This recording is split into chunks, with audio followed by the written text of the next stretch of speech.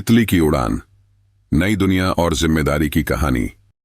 एक बार की बात है, एक घने जंगल के बीचों बीच एक सुंदर तितली रहती थी। उसके रंग बिरंगे पंख सूरज की रोशनी में चमकते थे और जंगल के सभी जीव उसकी खूबसूरती की तारीफ करते थे।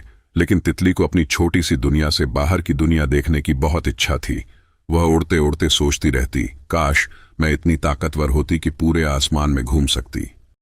एक दिन वह एक झरने के पास पहुंची जहां एक परी रहती थी।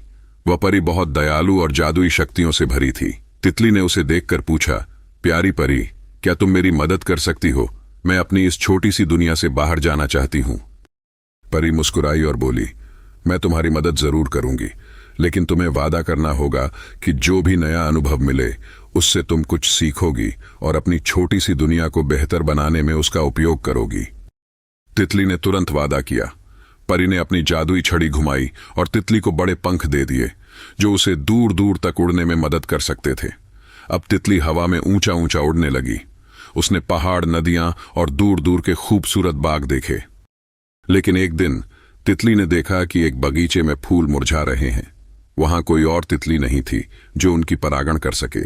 तितली को महसूस हुआ कि उसकी नई ताकत का असली उद्देश्य दूसरों की मदद करना है। उसने तुरंत बगीचे के फूलों के पास जाकर काम शुरू किया और उन्हें फिर से खिलने में मदद की।